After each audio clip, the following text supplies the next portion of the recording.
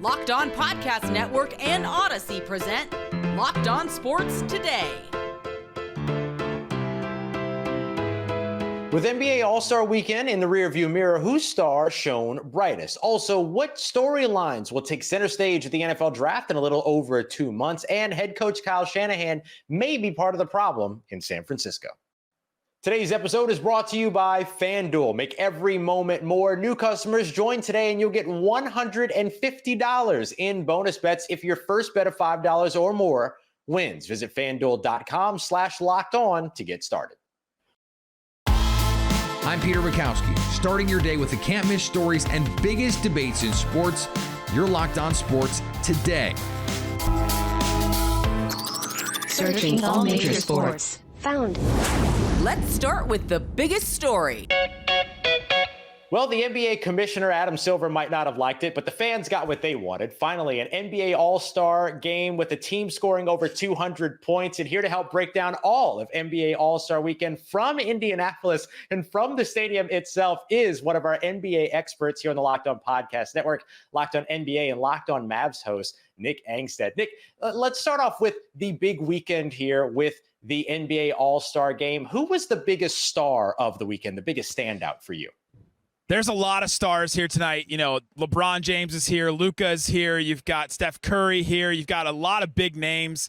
The star that shone the brightest was Jennifer Hudson Ross. She just dominated. She was amazing at halftime, just belting out, like no lip syncing, amazing. But the All-Star game in and of itself is just, it's about personalities. It's about, guys just goofing around basically on this game. Like, it isn't competitive in the way that Adam Silver wants. And so, as you alluded to earlier, Adam Silver hands the trophy for the winning team to Giannis, who's the captain of the Eastern Conference team. They win. They score over 200 points.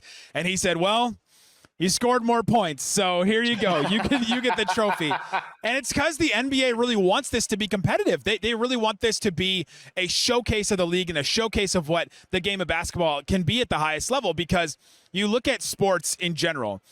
The NFL is over with the Super Bowl, and all of a sudden, no other sport is really stepping up. You don't get into March Madness yet. Pitchers and catchers, I think, just reported. The NHL is not, capturing the attention of the American audience. And so the NBA is at the forefront right now. And so you look at the first thing that is presented to the main public of all the people that are just maybe checking back into the NBA for the first time this season. I know it as someone that does an NBA podcast. They're checking back in. What's the first thing they see? This weird event where they try to tout it as this competitive thing. Oh, we're going to try and do this. And all of a sudden it's just unwatchable basketball, basically. Yeah, well, look, as somebody that's more of a casual NBA fan myself in terms of viewing, I don't mind 200 points, and I definitely don't mind Jennifer Hudson. She's the one that taught me to throw my shoe in excitement, the pride of Roosevelt High School over there. But when you look at the rest of the sort of events going on around the NBA All-Star break, they introduce, of course, the skills challenge. They add this sort of LED court and everything that added a little bit of spice. What was the engagement? What was the excitement like throughout the weekend?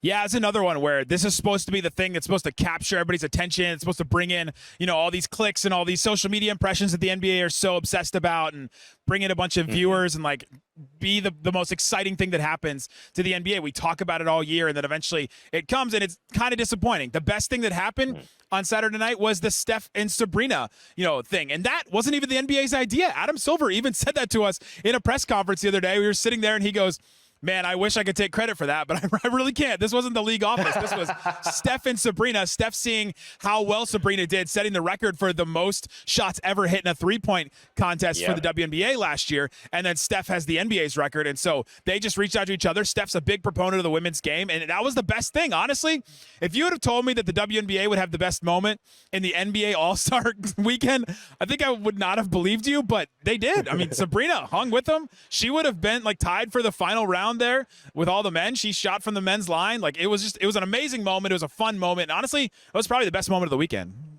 That's really cool. Actually, I kind of enjoy that. Maybe that helps to maybe push along the idea of an WNBA expansion, because we absolutely need one of those. So if you were looking for something to maybe if you were looking for something to get NBA fans who are just now checking back in excited for the second half of the season, what would you put out there for those fans? Yeah, it's tough. A couple of ideas I've been tossing around with other people. Tony East from Locked On Pacers and I have been talking about this all weekend. Is a USA versus World game, right? You've got enough, and some of the best players in the NBA that don't care at all about this All-Star game, Luka and Jokic, or our buddies, are hanging out and just like walking through this game as if it didn't mean anything, basically. If you put them at the front of the world team, and it's Luka, it's Jokic, it's Embiid, it's Larry Markkinen, it's Domantas Sabonis, it's, all these guys, Shai Gilgeous-Alexander, Canadian, Giannis, like throw all those guys on one team versus USA, and then all of a sudden you have that kind of dynamic. Maybe that puts a little bit something back into it. A lot of people will want to say, "Oh, you got to make it so that they can play for something, play for home court advantage in the finals," which I think is insane to me. Like to just put 12 random players in charge of who gets home court and who, like, that makes no sense. And so I don't think incentives like that matter. I don't know that the money matters, although the money seemed to matter in the in-season tournament this year that the NBA introduced. Yeah. So teams actually really tried. The Lakers really tried. The Pacers really tried, but those were teams that are not necessarily even in the playoff picture, at least at the top right now. And so I don't know that you can really change it. It kind of is what it is. Stay up to date all year long on the NBA by subscribing to Locked On Sports Today and Locked On NBA on your favorite podcast app and on YouTube. Thank you for making Locked On Sports Today your first listen. Coming up next, we're going to give you the biggest storylines to pay attention to ahead of the NFL draft. And before we get to that, LeBron James has made it clear what he wants his future to look like. Get buckets with your first bet on FanDuel, America's #1 sportsbook, because right now new customers get $150 in bonus bets with any winning $5 bet. That's $150 if your bet wins. Then you can bet on all of your favorite NBA players and teams with quick bets, live same-game parlays, exclusive props, and more. Of course, you can also build some same-game parlays for an even larger payout. Just visit FanDuel.com/lockedon to shoot your shot. Hey, look, there's a big-time matchup in the Big 12 tonight that you'll want to keep an eye out on. Number 10 Iowa travels to take on number 3 Houston. FanDuel likes the Cougs at home by 9.5 points in this one. Winner gets first place in the conference. FanDuel, official partner of the NBA and official sportsbook of Locked On. Locked On has launched the first ever national sports 24/7 streaming channel on YouTube. Locked On Sports Today is here for you 24/7, covering all the biggest sports stories of the day with the help of our local experts here on Locked On, plus our national shows covering every league. Go to Locked On Sports Today on YouTube now so that you can subscribe to the first ever national sports 24 streaming channel on YouTube. LeBron James addressed his future ahead of his record-setting 20th NBA All-Star game. But I am a Laker, and I am happy and been very happy being a Laker the last 6 years, and hopefully it stays that way. But I don't have the answer to how long it is or which uniform I'll be in. Hopefully it is with the Lakers. It's a great organization and so many greats, but we'll see. I don't know how it's going to end, but it's coming.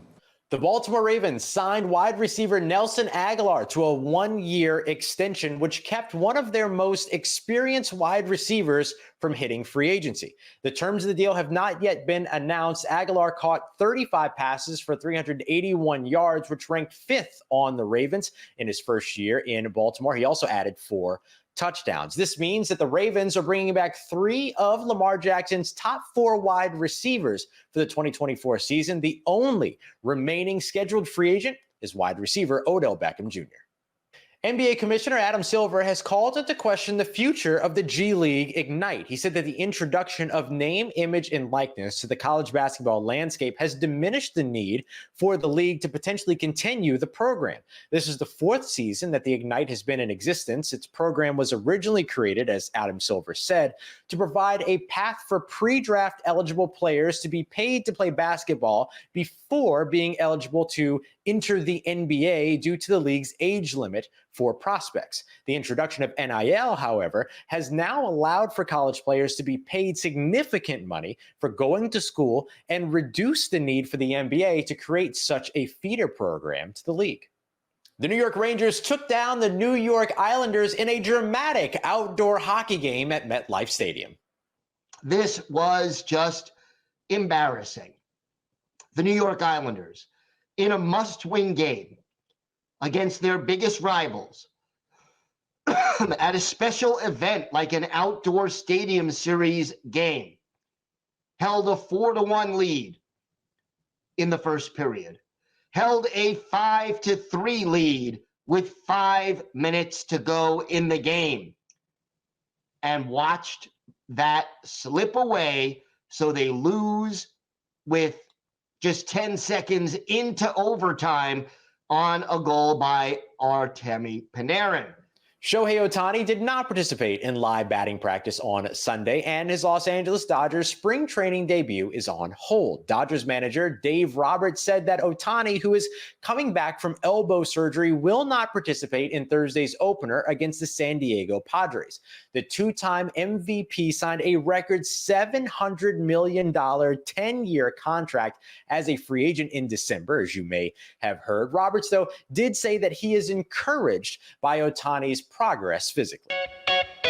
'Tis the season across the NFL. The NFL draft is on the way, of course, with the combine coming up. If you want to keep up to date on everything NFL draft, everything combine, everything mock draft Monday and beyond, Locked On NFL Draft is the place to get it done. And we have one of the hosts here, Keith Sanchez. Keith, when you look at this year's NFL draft, everybody wants to know about the quarterbacks. What are your expectations? How many quarterbacks could we see realistically go in the first round of this year's NFL draft? Man, I think 5 is probably still a good number. I know we went as high as 5 to 6, and then as the season played out, we went to 2 or 3. But I think we're back up to that 5 or 6 mark, and just with the momentum and everything. And we're on the heels of the combine, right? So we're talking about shorts and t-shirt. We're talking about running 40s, right? Which these guys should be able to run pretty well. But then we're also talking about them throwing the football all over the yard and people getting excited about that part. So I think the momentum is about to pick back up, and I think we can lead this draft with 5 quarterbacks taken in the first round. Everybody expected that this year, the 2024 NFL draft class was going to have those top quarterbacks. It was always the conversation. It was going to be a really good quarterback draft. Has that panned out the way that you expected it, or did we see a little bit of a drop? Kind of like, where is it in terms of the expectations when it comes to quarterback? Yeah, I think what happened was over the season is that we've seen that we have good quarterbacks. There's not quarterbacks without any flaws, right? And the way I'm looking at this, Ross, is that I'm looking at this is a situation where these are quarterbacks where they have to go to good situations, right? And you're talking about the Washington Commanders, Cliff Kingsbury, Caleb Williams. It just makes too much sense for how everybody talks about Caleb, right? When you watch the film, air raid, holds on to the football. If you want him to be successful, put him in something familiar, right? And I think the same goes for Jaden Daniels. Listen, we know that there were 2 versions of Jaden Daniels. There was the 2022 version, right, where we're talking about he struggled to throw the football. And then there was the 2023 version when the offense was actually molded around him and we've seen a better version of Jaden Daniels. So I think that's what this is going to be more of, just as far as the quarterbacks having to go to good situations and those organizations building around them. Yeah, Jaden Daniels, of course, the LSU quarterback who went on to win the Heisman Trophy, but he's still not QB1 in this year's class. I think everybody still expects that's going to be USC quarterback Caleb Williams. You mentioned that opportunity, that fit potentially for Washington, the Commanders, and now new offensive coordinator Cliff Kingsbury. Do you expect there to maybe be a chance that we see some fireworks at number 1? The Chicago Bears pick there right now. They've got Justin Fields. Is there a chance that they're going to be getting a lot of phone calls for that number 1 overall selection? I think so. And if I'm the Washington Commanders, there's not a chance that I'm leaving without Caleb Williams. I call this is the LeBron James effect. If you remember LeBron James going to Cleveland, right, and just what that was able to do for a franchise and being able to revamp it, right? And with the Commanders, you're talking new ownership, new head coach, new general manager, right? What do those fans need out there? They need the hometown hero to come back home. So I think that's the first firework we see, is that the Chicago Bears and the Washington Commanders find a way to work something out to where the Commanders can move up to 1 and draft Caleb Williams. Man, that could be great, especially after we saw the fall off of the Philadelphia Eagles towards the end of the season. All of a sudden, the NFC East could be a place where maybe they make some noise in the next couple of years. We'll have to watch out for that for sure. Let's take a look at some other positions. Obviously, quarterback very strong in this year's draft, but what are some other positions? Let's start on the offensive side that you see being maybe the strongest in this year's draft. Yeah, I'm all in on this offensive tackle class. And listen, if you're talking about draft boards and not mock drafts, right? But if I was just doing player rankings, I would probably have 10 offensive tackles and probably my top 16 players. I think the offensive tackle class is that talented. I think that there are going to be offensive tackles that fall out of the first round just because teams, they're going to reach for other positions, right? Instead of taking best player available. But best player available, there's probably 10 of the top 16 players are actually offensive tackles. That's insane. So that means that in a lot of cases, this year's offensive tackle class, 5-6 levels down, right? 5-6 rankings down, could have been tackle 1 in another draft class. Is that right? Yeah, no, and we just talked about this, Ross, on the Locked On NFL Draft podcast, and you're talking about guys like Tyler Guyton, right? That nobody really talked about, right? But they would have been probably offensive tackle 1 last year, right? I like those guys ahead of Darnell Wright from last year. You're talking about Amarius Mims, who's nobody's talking about right now. There's another 6'7", 340-pound guy. He potentially would have been offensive tackle 1 ahead of Darnell Wright last year. Ahead of Paris Johnson, because Paris Johnson went first. But, still ahead of those guys last year. So, yes, I think this offensive tackle class is so deep, and I think it was more talented than last year's offensive tackle class. Stay up to date all year on the NFL Draft by subscribing to Locked On Sports Today and Locked On NFL Draft on your favorite podcast app and on YouTube. Coming up, is Kyle Shanahan part of the problem in San Francisco? Kyle Shanahan is widely regarded as one of the smartest coaches in the NFL. So why did Tony Wiggins tell me on Locked On NFL that he's holding the 49ers back? I would think so. And I think because he can't get out of his own way. And what I mean by that is, I believe it was Bill Parcells that said something like this, right? I'm going to paraphrase my thoughts here, but he said, I can get you to halftime of the NFC Championship game. Those last 6 quarters, it's on you, and I think with Kyle, he has to control everything. Thus the timeout with the defense that he didn't like. That I just really believe that he believes that he's going to dial up this magic play. And I applaud him for taking accountability and wanting to do everything in his power to get his team across the hump. But I think one thing he needs to realize is your work is done, dog. It ain't on you no more. You know what I'm saying? And you're being counterintuitive to the situation. Whenever you take the responsibility too far, you become a control freak. You know what I mean? Yep. And you can actually do more harm than good. It's like me trying to control my 28-year-old son right now. I'm gonna stump him. So my thing is, you got to let people go. And it's funny though that you brought that up, because go back to the video that we're all seeing on social media of the coin toss and Patrick Mahomes going, they want it, and then going over and saying, and Chris Jones saying, oh, no, we practiced that. We were going for 2. If they scored a touchdown first, we were going to go for 2. The fact that all of them knew that stuff. And then on the other side, Kyle Juszczyk, I think that's how you say his name. He's an Ivy Leaguer, right? He's like a smart dude. He said, we didn't even know that. I mean, to have that, it tells you that at some point, one side, they covered everything before the game. So in the game, Mahomes could go, like, I can't believe they did that. And then he goes to tell Reed, I can't believe they did that because blah, blah, blah. Whereas the other guys, they didn't know the rules. You know why? Because Daddy Kyle's going to do everything for you. Oh, he'll pay your light bill. Don't worry about it. You don't have to have a job. I got it. It's going to all be on me. You know what I'm saying? And you spoil your kids, and guess what happens? You're the one that ends up rotten.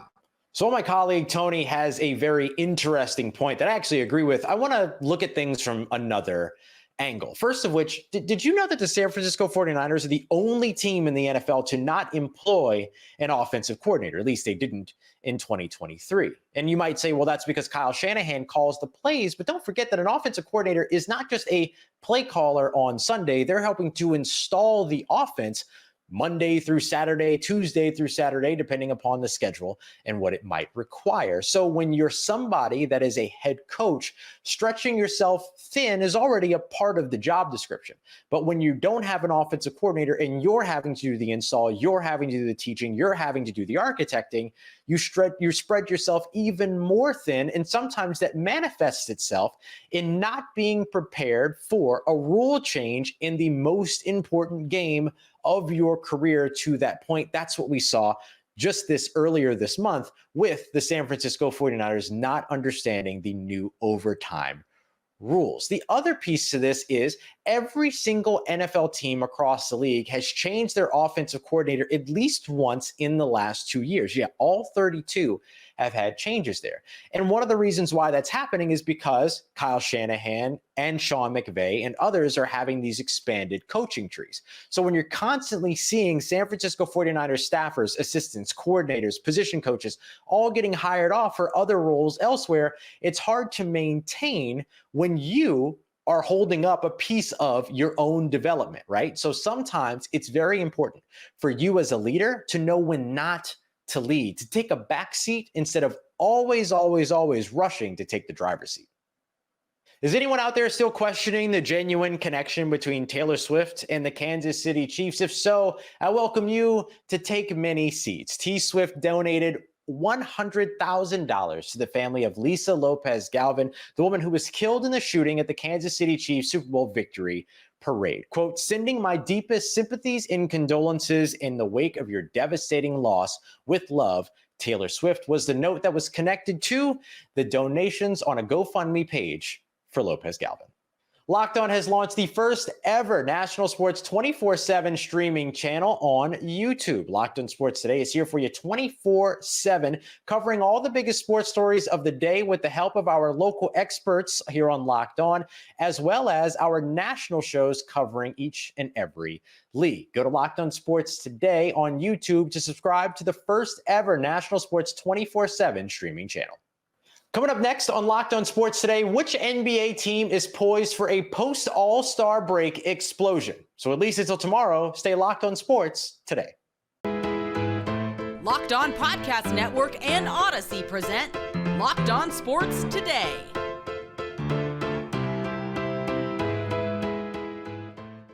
For more episodes of Locked On Sports Today, go to our video on demand. Click on Sports at the top of your screen. There, you'll find past episodes of Locked On Sports Today, plus other Locked On shows on demand.